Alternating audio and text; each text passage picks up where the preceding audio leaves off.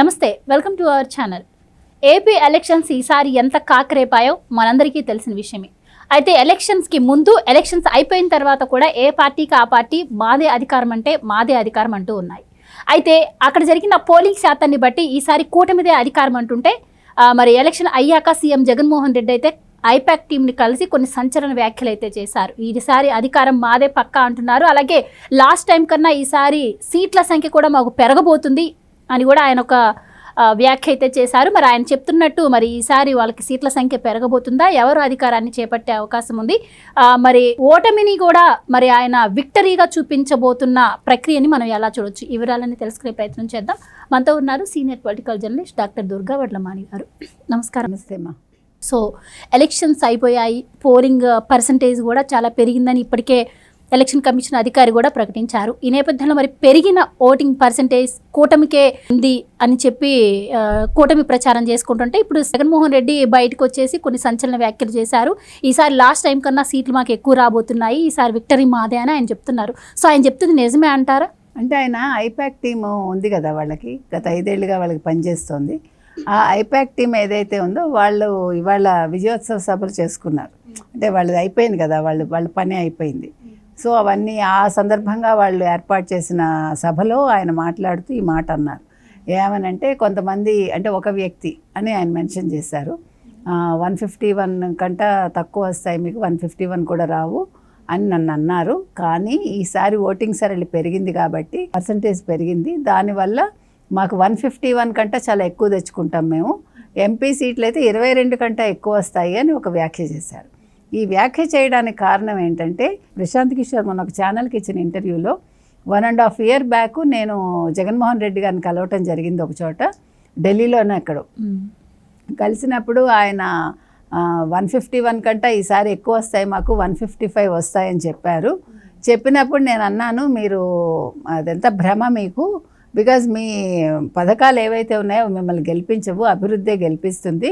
మీరు ఒక్క దాన్నే పట్టుకుని ఉన్నారు, ఆ పథకాల వల్ల మీకేమీ మేలు జరగదు, మీకు 55 సీట్లు కూడా రావని చెప్పాను అని అన్నాడు అతను.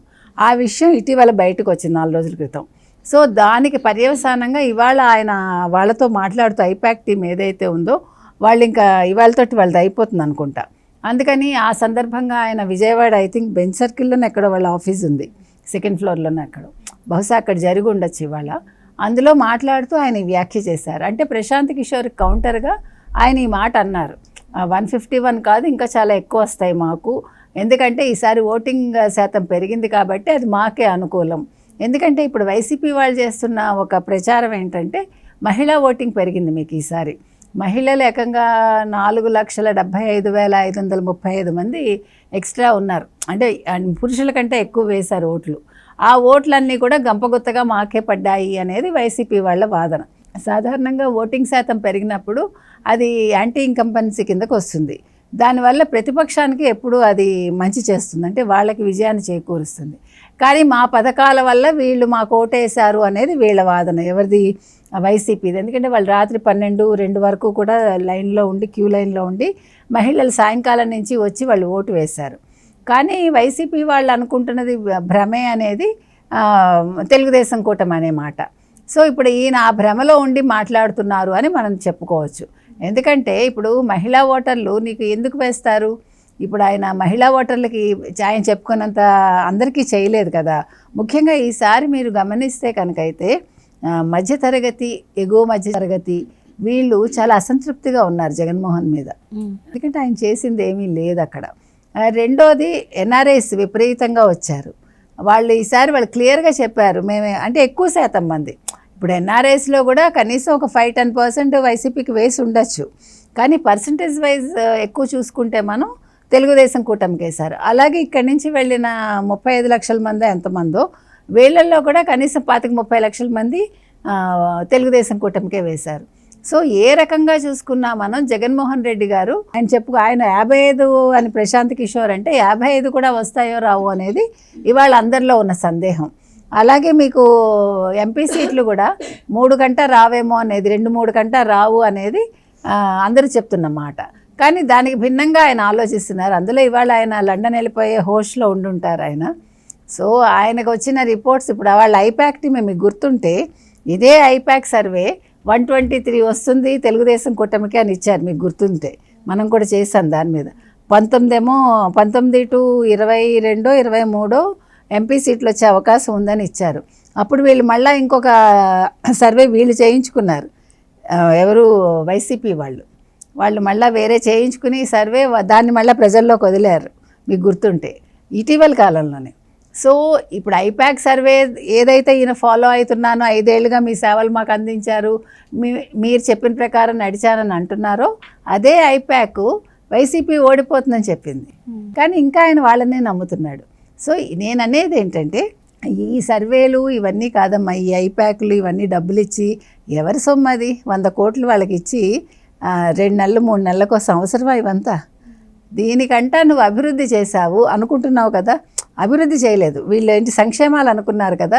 ఈ మధ్యన అందరూ అభివృద్ధి ఏం చేశారు, మీరు పరిశ్రమలు ఏం తీసుకొచ్చారు అంటే ఒక 10-15 రోజుల క్రితం ఏదో ఇవి చేసాం అవి చేసాం పోర్ట్లు ఇవి అవి చెప్పుకున్నాడు ఆయన. అంటే మేడం మీరు ఒక మాట చెప్తున్నారు, అంటే పెరిగిన ఓటింగ్ పర్సెంటేజ్ కూటమికి ప్లస్ అవుతుంది అంటే ఇది ఎప్పటి నుంచో వస్తున్న మాటే, పెరిగింది అంటే అది ప్రతిపక్షానికి ప్లస్ అవుతుందని. కానీ ఇక్కడ వైసీపీ తెర మీద వేస్తున్న ఇంకొక వాదన ఏంటి అంటే 2004లో కన్నా కూడా వైఎస్ రాజశేఖర రెడ్డి గారు పాలన ఉన్నప్పుడు 2009లో కూడా ఇలానే పెరిగింది, అప్పుడు కూడా ప్రతిపక్షానికి ప్లస్ అవుతుంది అనుకుంటే అప్పుడు కూడా ఎవరైతే ఉన్నారో రాజశేఖర రెడ్డి గారు మళ్ళీ 2వ సీఎం అయ్యారు, అదే ఇప్పుడు జరిగింది అని చెప్పి వైసీపీ ఈ వాదన తెరపైకి తీసుకొస్తుంది. ఇది ఎంతవరకు కరెక్ట్ అంటారు? అంటే 2009లో ఏం జరిగిందంటే అమ్మా, యాక్చువల్గా 2004 2009 మనం తీసుకుంటే 2004లో చంద్రబాబు నాయుడు గారు అన్న విషయాన్ని దాన్ని నెగిటివ్ చేశారు కాంగ్రెస్ వాళ్ళు. అది వాళ్ళు చేసి వాళ్ళు దాన్ని పాజిటివ్గా మార్చుకున్నారు. ఆయన రైతు సంక్షేమం వద్దని లేదు, కాకపోతే ఆయన ఐటీకి ఇంపార్టెన్స్ ఇవ్వడంతో ఆయన బ్యాడ్ లక్ ఆ టైంలో వర్షాలు పడకపోవటం అన్నీ ఆయనకి మైనస్ చేశాయి. దాన్ని ప్రతిపక్షం ఏదైతే ఉందో వాళ్ళు ఎన్కాష్ చేసుకున్నారు. అదొకటి. ఆయన అప్పుడు పాదయాత్ర చేయడం రాజశేఖర రెడ్డి గారు అవన్నీ కలిసి వచ్చాయి. మీకు 2004లో చూసుకుంటే 2004కి ముందు రాజశేఖర రెడ్డి, 2004 తర్వాత రాజశేఖర రెడ్డి చూడాలి మీరు. అంటే అంత మార్పు తెచ్చుకున్నాడు, ఆయన సంస్కరించుకున్నాడు. ఆ సంస్కరించుకోవటం ఒకటి, ఈ పాదయాత్ర చేయటం ఒకటి, తర్వాత ఈ రైతు సంక్షేమం అని ఏదైతే ఆయన అన్నాడో ఆరోగ్యశ్రీ ఒకటి, ఇవి ఆయన కలిసి వచ్చాయి. అంటే ఒక టైం వచ్చినప్పుడు మనిషికి అన్నీ అలా కలిసి వస్తాయి. ఆ నెక్స్ట్ వచ్చినప్పటికీ అది కూడా అంతే, మీకు పర్సంటేజ్ ఎక్కువ మార్పు లేదు అప్పుడు కంపారిటివ్గా చూసుకుంటే. కానీ ఇప్పుడు ఇంకా వ్యాస్ట్ వచ్చింది. ఇప్పుడు ఫస్ట్ టైము మొత్తం ఎంటైర్ ఇండియాలోనే హైయెస్ట్ ఓటింగ్ అని చెప్తున్నారు కదా, ఇది ఎప్పుడూ జరగలేదు. 57 నుంచి ఇప్పటి వరకు మీరు చూసుకుంటే ఎప్పుడూ ఈ రకంగా జరగలేదు. కాబట్టి ఇది డెఫినెట్గా తెలుగుదేశం కూటమికి అనుకూలంగానే ఉంటుంది. ఎందుకంటే అప్పుడు సిచ్యువేషన్ వేరు, ఇప్పుడు సిచ్యువేషన్ వేరు. ఇప్పుడు వచ్చిన అంటే ఇంతమంది ఇట్లాగా వచ్చేసి క్యూ లైన్లో నిల్చుని ఓటు హక్కు వినియోగించుకోవటం అనేది ఒక చారిత్రకంగా కూడా ఇది ఒక గొప్ప విషయం అన్నమాట. అంటే అది ఎవరికి వేశారు తర్వాత మాట్లాడదాం. అసలు ప్రజలు అలా రావడం, ముఖ్యంగా స్త్రీలు రావడం, పురుషులు రావడం, యువత రావటం, దివ్యాంగులు రావడం, తర్వాత ట్రాన్స్జెండర్స్ రావడం, ఇలా ప్రతి ఒక్కళ్ళు వచ్చి ఓటు వినియోగించుకోవటం అనేది ఒక చరిత్ర చెప్పాలంటే. Right madam, thank you so much.